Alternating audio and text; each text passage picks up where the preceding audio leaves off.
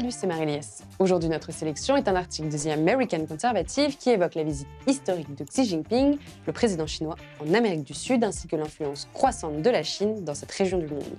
Les représentants chinois ont participé à 2 sommets majeurs, le sommet Asie-Pacifique au Pérou et le G20 au Brésil. À la clé des milliards de dollars de contrats divers et variés, par ce voyage de 40 000 km, s'étalant sur 15 jours, Xi Jinping poursuit 3 objectifs. Sécuriser son approvisionnement en produits agricoles et en matières premières, investir dans des infrastructures stratégiques pour sécuriser ses débouchés commerciaux et contrer l'influence historique des États-Unis qui considèrent l'Amérique du Sud comme leur précaré depuis 200 ans. Les pays sud-américains semblent plutôt enthousiastes à l'idée de coopérer avec la Chine.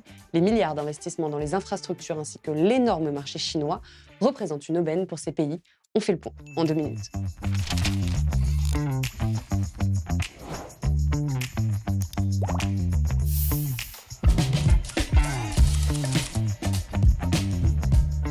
La tournée de Xi Jinping en Amérique du Sud a commencé au Pérou, où le président chinois a inauguré le mégaport de Chancay.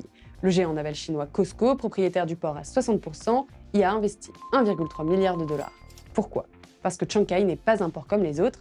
Avec ses 15 quais et une capacité annuelle d'1 million de conteneurs, c'est une pièce maîtresse de la nouvelle route de la soie, une initiative chinoise pour raccourcir et diversifier ses routes commerciales, maritimes et terrestres.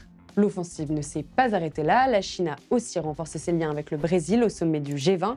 Xi Jinping s'est présenté en champion du Sud global, tel que nous vous l'avons présenté dans un précédent épisode. Sud global en opposition au protectionnisme américain.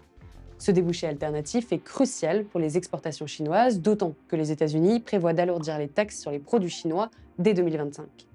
À l'occasion du G20, Xi Jinping a également rencontré le président argentin Javier Milei, pourtant très critique envers Pékin lors de sa dernière campagne électorale et allié de Trump. Milei a dû reconnaître l'importance économique de la Chine pour son pays. Comme le rapporte El País, Pékin a conclu un accord avec l'Argentine il y a 1 an et demi pour financer une partie de sa dette en yuans plutôt qu'en dollars. Pourquoi la Chine réussit-elle là où les États-Unis semblent reculer ? D'une part, les Américains sont accaparés par d'autres crises, en Ukraine, au Moyen-Orient et à Taïwan. D'autre part, la Chine adopte une diplomatie dite d'égal à égal, séduisant des gouvernements souvent lassés de l'attitude perçue comme paternaliste de Washington.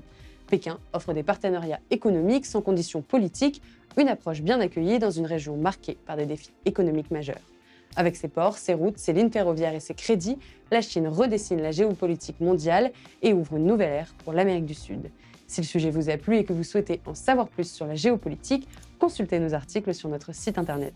Aujourd'hui, c'était le dernier épisode de la sélection du jour sur C8, mais l'aventure ne s'arrête pas là. Si vous souhaitez continuer à recevoir une actu par jour avec du recul et de l'analyse, vous pouvez retrouver sur notre site internet laselectiondujour.com et sur nos différents réseaux sociaux Instagram, Facebook, TikTok et YouTube. Merci à tous de nous avoir suivis ces derniers mois et à très vite pour de nouvelles sélections.